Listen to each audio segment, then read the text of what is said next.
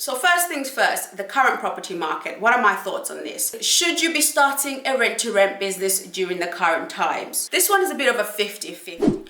What's good, B Hustlers? Welcome back to my channel. If you've just stumbled upon my channel, I go by the name of B, hence the B&B Talks. I create content around entrepreneurship, self-development, mindset, and a little bit of lifestyle with my vlogs. I hope you'll be sticking around by clicking that subscribe button along with that notification bell, guys. It's very, very important that you click that notification bell so you're always notified when I upload a new video. Enough of the intro, let's get straight into today's video.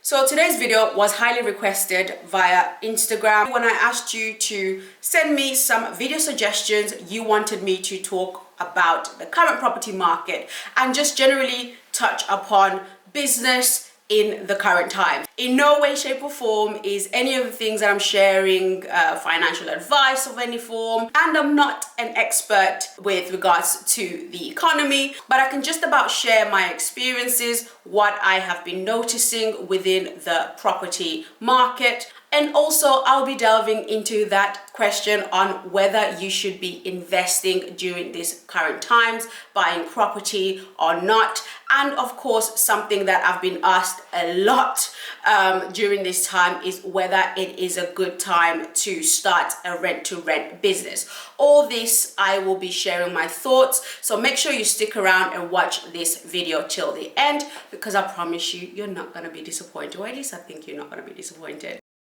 So first things first, the current property market. What are my thoughts on this? Surprisingly, after the first lockdown that we had, a lot of people were buying, to a point where I was attending viewings for potential investment properties and there'd be queues. There'd be literally long queues of people waiting to view the same property. And it became quite frustrating because during that time as well, we would go to put forward an offer only to find out the property is no longer on the market. This is something that we experienced a lot of during this time. It was a bit of a shock to our system simply because we were not expecting for the market to be so competitive, but it has been extremely competitive. Currently, this is a seller's market and not a buyer's market. And because of that, we've just decided to sit patiently and wait when the market flips and it is in favor of buyers instead. Now, that's not me saying that there isn't investment opportunities out there, because I'm sure there is. And I guess I just want to leave you with this thought when it comes to investing, according to Warren Buffett, which is be fearful when others are greedy and greedy when others are fearful. I just want to leave you with that thought. So the next thing is, should you be starting a rent-to-rent business during the current times? This one is a bit of a 50-50. Within my business, actually, during these times, getting rent to HMOs has actually been something we've been proactively seeking. And the reason is because of our business model. We know that we can actually sustain or build a good cash flow from that strategy. And something that we've noticed during this period that has happened is, unfortunately, the breakdown of relationships, which has resulted in the rent to HMO being even more appealing to more people. So from that angle, it's actually pretty good. And another thing that is positive with regards to the rent-to-rent business model is that more and more landlords have actually been more forthcoming and interested in this strategy, or allowing people to actually set up rent-to-rent. There's a reason for why this is the case, and it's not actually a positive reason. It's because of the fact that, you know, just like everybody else, a lot of landlords are, of course, after that guaranteed rent. And I suppose the thing that you have to remember when it comes to starting a rent-to-rent business during this time is making sure that you have a really tight-knit business that is ready to tackle a lot of the issues that you will face during this time. You have to bear in mind that right now people are losing jobs. They're being made redundant. You know, income is compromised for a lot of people, and that's gonna, of course, affect the rental market as well. If you're going to be thinking of starting a rent-to-rent business, you need to bear this in mind. Make sure that you have thought about ways in which you can resolve these things. This is the reason why a lot of landlords have been a little bit more forthcoming during this period, because you know what, they don't want to deal with the hassle. So of course the next option, or the next best option for them, is looking at individuals who will offer them guaranteed rent. So in a way, this is positive for somebody who wants to start a rent to rent. Though I would advise that if you're going to start a rent to rent business during this current time, don't take on more than you can chew. It gets exciting when you start getting deals over the line and everything like that, but be careful not to take on more properties than you can actually sustain yourselves with. You have to remember that void periods are more likely to be longer during this period, and not just that, you have to be confident that you can at least promise, for the most part, that guaranteed rent to the landlord that gives you that opportunity. And I suppose what I'm trying to say here is that you need to make sure that you have a reserve, or you have an income, or you really make sure you pay attention to your calculations, so you can make sure that you can take care of the landlord, or deliver what you've promised to the landlord, so you can be able to build a credible business for yourself. Because I think something people forget when it comes to rent is most of the times is you'll find a landlord, for instance, and if you build a good relationship with them, you'll find that they will actually give you more properties if they happen to be a portfolio landlord. So how you act and how you deal with that business during that period really matters. So for those that will be able to succeed as a rent-to-rent business during this period, I guarantee you that landlord will never forget you. They will know to bring you more properties based on how you overcome this when you are, of course, taking on their properties. That's my 2 cents on starting a rent to HMO. On the other hand, rent to SA, rent to service accommodation business model. This one I'm a little bit icky about, and personally, we haven't been proactively looking for any more service accommodation opportunities, simply because this has been the most highly affected area of business during this period.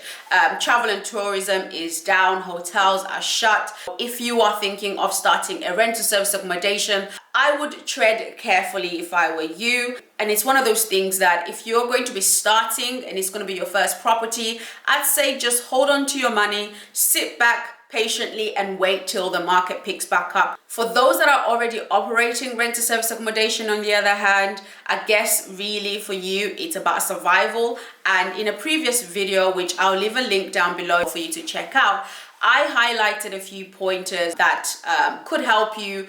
And I guess the biggest thing with regards to this is about getting those direct bookings, getting those long-term bookings, and using social media to actually connect directly with businesses that may be looking to accommodate their members of staff, and so on and so forth. So that's just something for you guys to think about. But I really highly recommend that you watch this video if you want to hear more about my points on surviving the rent to service accommodation businesses during these hard times. Should you start a business during this time? And I'm talking any business. Generally speaking, because we're not allowed to essentially socialize and go out as we would normally, these kind of mobile services, restaurants via Insta, social media, businesses and so on, will thrive for the mere fact that they operate on that order and deliver type of thing. So if you're thinking about businesses to start, just look at these kind of opportunities that are out there and how you can make the current situation work for you or work for your businesses. Another thing that I noticed during this time, not necessarily during the lockdown period, but generally just what was going on and when we were released from lockdown, was mobile service type of businesses. So I'm talking hairdressers, barbers who can travel to your house and cut your hair, who can travel to your house and you got a new hairdo the next day type of thing. These kind of businesses as well, I think for now till the foreseeable future are going to be more and more needed, just because I believe that people will still be very wary about interacting with one another when everything starts to pick back up again. There's going to be a pool of people more than ever that will want that service that is delivered to their house, and you go there, you do what they need you to do, and you leave. So I'm just trying to, get your creative entrepreneurial juices working and thinking about the fact that there is opportunity out there. It's just about whether you are open to it or not. My final point on whether you should start a business during this time boils down to multiple streams of income. I cannot stress the importance of having multiple streams of income, not only as an individual, but also if you're going to be starting a business. You need to ask yourself the question of, how can my one business create or bring in multiple streams of income? This is more about survival, guys, than anything else. The key is multiple streams of income. So my final point in this video is all to do with you really, and your growth and learning, development, and so on. I think that during this time, the best thing you can do for yourself is up those skills. The reason why I say this is because if you're going to be starting a business during this time, best believe the people that will survive the most are people that can bring more value to the table. Whether it's with regards to being able to understand the various ways to market the business and so on and so forth. Being capable of multiple things within a business is something that's going to aid in the success of your business, especially if you're going to be starting it during this period. The people that will succeed are people that are able to bring more value. And the way you can bring more value to anything is by investing in yourself. But yeah, I just kind of wanted to leave you guys with this as my final point to kind of wrap up this video. I do hope you've enjoyed this video and you found it somewhat insightful. If you have, please do leave a comment down below. Don't be shy, I don't bite. And of course, give this video a thumbs up. That's the only way I can tell whether you're engaging with me and my videos that I take time to create. But anyways, hit that subscribe button along with that notification bell so you're always notified when I upload a new video. In the meantime, guys, continue being hustlers.